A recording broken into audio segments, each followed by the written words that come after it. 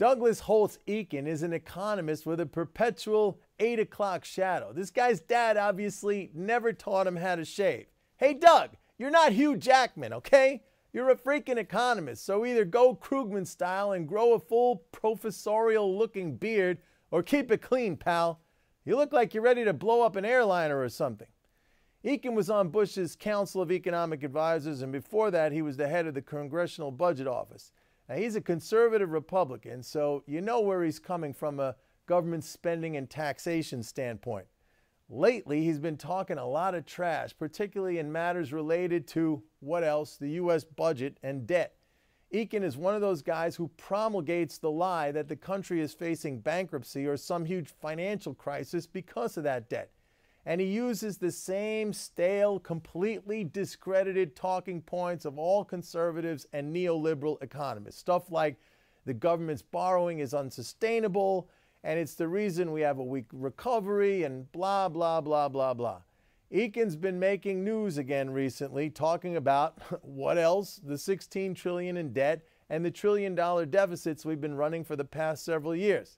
And you can really sense his frustration when he says there's still a long way to go in convincing some people that we have a problem. Hey, Doug, maybe that's because we don't have a problem. These guys have been warning us for as long as I can remember, but everything keeps going in the opposite direction of what they're saying.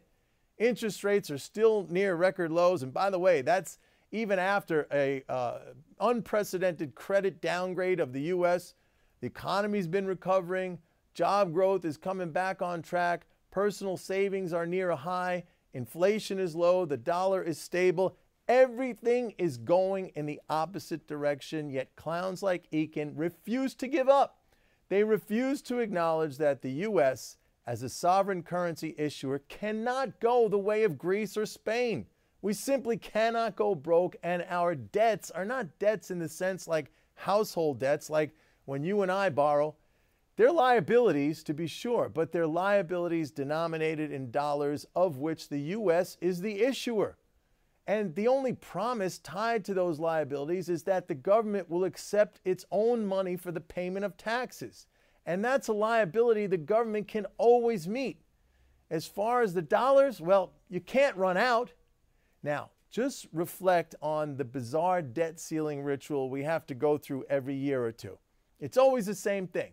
For months and months and months, nothing gets done, and the conservatives say we're broke, and we have no money, and we're going to have to tighten our belts, and then the stress builds and builds and builds until finally we're this close to defaulting on our debt when Congress suddenly comes up with a compromise, and poof, we now have another $2 trillion to spend.